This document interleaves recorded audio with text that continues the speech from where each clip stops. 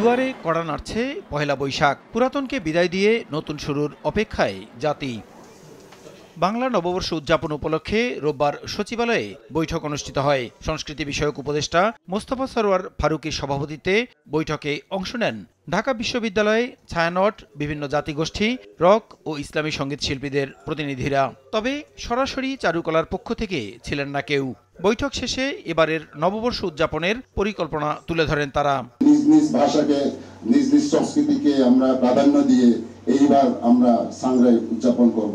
প্রতিটি মূলধারাকে আমরা সম্মান করতে চাচ্ছি এবং চাচ্ছি যে সবাই মিলে এই বৈচিত্র্যের মধ্যে ঐক্য খুঁজতে।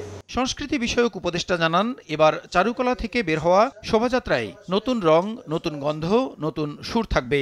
তবে এর নাম কি হবে তা জানা যাবে সোমবার। এর নাম ছিল আনন্দ শোভাযাত্রা, সেখান থেকে হয়েছে মঙ্গল শোভাযাত্রা। যে নাম একবার পরিবর্তিত হয়েছে, যদি সবাই সর্বসম্মত হয় তাহলে আবার পরিবর্তন হতে পারে, আবার যদি সবাই সম্মত হয় পরিবর্তন নাও হতে পারে। শোভাযাত্রা যেটা, এটা আর বাঙালিদের শোভাযাত্রা না। এই শোভাযাত্রা বাঙালি, চাকমা, মারমা, গারো প্রত্যেকের।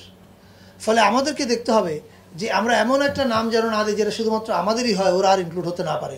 উপদেষ্টা জানান, নববর্ষের অনুষ্ঠান সন্ধ্যার মধ্যেই শেষ করার বিধিনিষেধ থাকবে না এবার। তো একটা সাংস্কৃতিক অনুষ্ঠান কয়টা পর্যন্ত চলতে পারে, কতক্ষণ পর্যন্ত পুলিশ নিরাপত্তা দিবে, এগুলো নিয়ে পুলিশ একটা নির্দেশনা দিবে। কিন্তু আমরা যেটা বলেছি, দার্শনিকভাবে সূর্যাস্তের মধ্যে অনুষ্ঠান বন্ধ করতে হবে, এটা আমাদের সিদ্ধান্ত এবার না। রমনা বটমূলে অন্য বছরের মতোই ছায়ানটের বর্ষবরণ আয়োজিত হবে। আর এবার সুরের ধারার অনুষ্ঠান হবে ধানমন্ডির রবীন্দ্র সরোবরে। ডিসি, পুলিশ এবং প্রসূন আশিস, সময় সংবাদ, ঢাকা।